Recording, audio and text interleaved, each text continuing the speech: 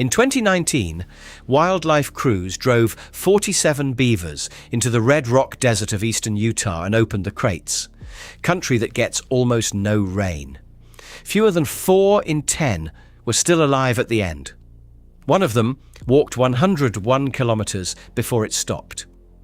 And in the creek sections where the survivors settled, vegetation browned 3 times less than the bare channels beside them. Nobody engineered that. The animals did it themselves. Utah State University keeps a building where beavers wait. They arrive from golf courses, flooded culverts, irrigation ditches, animals already scheduled to be killed. Staff screen them for disease. Then somebody slides a transponder under the skin. Any animal heavy enough, over 9 kilograms, takes a transmitter mounted through the flat of its tail. That transmitter is a blunt instrument, a rigid block bolted to living tissue, riding every stroke of the paddle. It would track wherever these animals ran, and some of them ran far. Crews drove them out to 2 rivers cut through red rock in eastern Utah, the Price and the San Rafael. I'm Dr. Raymond Finch. I have spent enough time in arid country to know what no rain looks like on a riverbank. Before any animal left that building, 3 things had to happen. Nearly 76.5% of them went out bonded, paired during quarantine, or kept with their own family. The logic was sound. A bonded animal settles faster. It digs instead of wandering. It builds. But the desert did not care about the logic. Resident beavers on those same rivers survived at roughly double the rate of the animals that arrived in crates. The desert extracted a toll. The holding pen never could one animal refuse to settle at all. It pushed downstream, overland, across slick rock and dry wash, covering 101.8 kilometers before it finally stopped. Emma Doden at Utah State University tracked every kilometer of it. What her 2022 study could not fully explain was why that animal kept moving when others had already stopped and begun to build. The transmitter recorded the distance. It recorded nothing about what drove the animal past every signal to stay. Where survivors did settle, the channel vegetation browned far less. The bare stretches beside them dried and crisped. The question the program left open was whether losing 6 animals in 10 made this a failure, or the cheapest river repair ever attempted. The Price and San Rafael look from a distance, like rivers doing what desert rivers do, cutting through red sandstone, running thin, surviving on almost nothing. That impression holds until a wildfire moves across the watershed. Then the landscape splits, and the split is surgical. Emily Fairfax and Andrew Whittle published their findings in Ecological Applications in 2020, and what they documented was not a gradient. Sections of creek showed a measurable stark divide. Vegetation in the sections without them browned 3.05 times more than where they had been working. That number, 3 times the browning, only, becomes visible when fire draws the boundary line for you. 5 fires burned across beaver country and etched that boundary into the ground. Each one crossed the same threshold. Where a single species had been present, the green held. Where it had not, the slope crisped and surrendered. I have watched a lot of fire lines. You almost never see a biological boundary that clean. Along the Price, the channel corridor held moisture and colour where occupied. On the San Rafael, unoccupied stretches surrendered colour to the heat within a single dry season. At the Manta Fire boundary, the green line traced the exact edge of beaver-altered ground, not a metre past it. At the Sharps Fire, the same boundary held, brown on one side, living on the other, drawn by the presence or absence of one species. What the fire record does not explain is how a stretch of river held green without standing water, without ponds, without the deep-soaked banks that beaver dams normally produce. The mechanism goes deeper than the surface. Beaver activity ploughs moisture into the substrate, into alluvial gravel and root systems below the waterline, and fire cannot reach what it cannot see. The Price and San Rafael had none of that stored capacity when the program launched, unoccupied, unworked, holding nothing in reserve against the next fire season.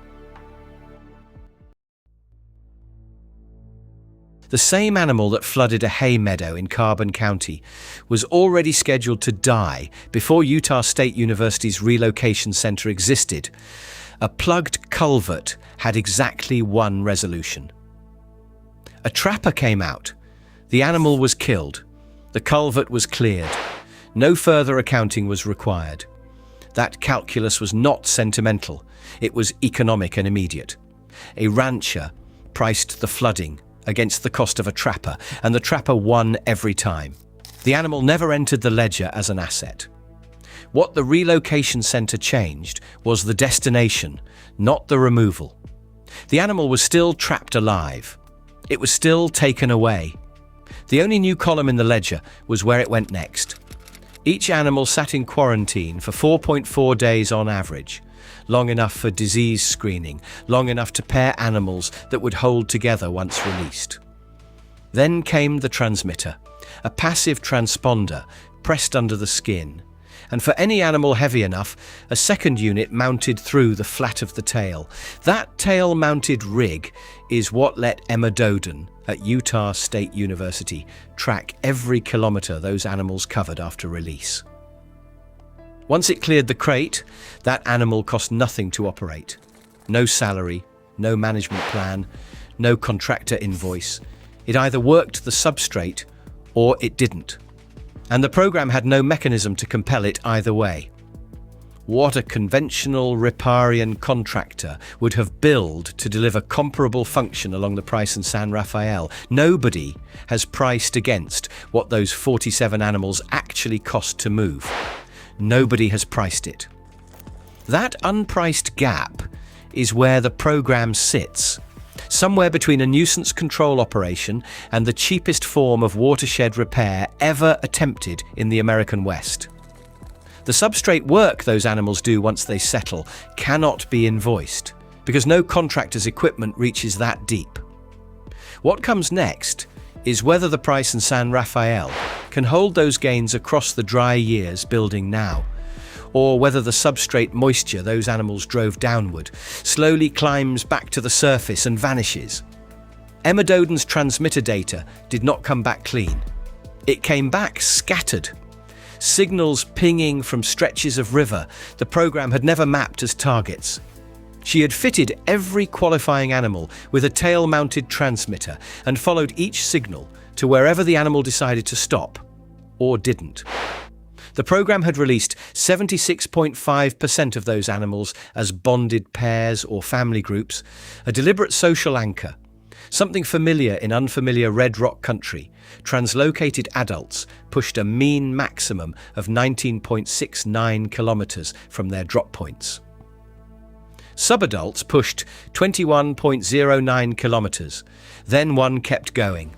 One animal covered 101.8 kilometers of dry wash and red rock before it stopped, dragging its mass across country that offered almost nothing. Past every boundary the plan had drawn, 4 individuals settled permanently outside the target sites. Each took between 8.6 and 155.4 days to reach wherever it decided to build. The program had no maps for where they ended up. Survival told its own hard story. Translocated beavers came in, while resident beavers on the same stretches of river held near 80%, 40%. Those mortality numbers looked like failure. But the survivors were already building, slowing the current, locking moisture downward, pulling green vegetation up along corridors that had browned and burned before they arrived. Biology does not negotiate with a project boundary. The animals that kept walking past every predicted stopping point built anyway, indifferent to what the plan had designated as the edge of the target site. What the transmitter record never resolved is why the mortality held so low among the animals that did settle quickly, while the long-distance movers, the ones that pushed past 50 kilometers, showed higher rates of loss. The distance and the dying track together, but the mechanism between them remains unwritten. What the next dry cycle does to the survivors who built in the right place, that is the number nobody has run yet. The San Rafael does not care what the plan said. It cares about what lands in it, what slows it down, and what holds the bank together when the next flood comes through. The logic underneath this whole effort is almost insultingly simple. You take an animal that was already being killed, trapped out of a golf course, pulled from a plugged culvert, and you put it somewhere that has forgotten what it feels like to hold water. No contractor, no concrete, no budget line for maintenance. The animal does the excavating, the impounding, the bank packing, and it does it continuously every season it survives. Emma Doden's 2022 study out of Utah State University documented what that survival cost and what it bought. Where beavers held their ground, vegetation along those corridors resisted browning. Where there were none, the banks dried and browned at 3 times the rate. The red rock out there does not forgive a dry summer, but the stretches where a dam chokes the current and spreads the water sideways, those stretches hold green while everything around them goes the colour of bone. That is the real ledger. Not the survival rate, not the displacement numbers, the water that stayed put because something was working the riverbed with its teeth and its weight. And somewhere out in that corridor, past the point where Doden's study said the movement should have ended, a flat paddle tail is still pushing through water that would not exist without it. When you stop killing the animal that was already doing the work, the river does not need to be told what comes next. It just fills. If you know someone who still believes the damage out here is permanent, share this with them. The price and the San Rafael are the evidence. Drop your region and one species you have personally watched disappear from your area in your lifetime. And yes or no in the comments, have you ever seen something come back that you were certain was gone for good? Because if the answer is yes, I want to hear that story.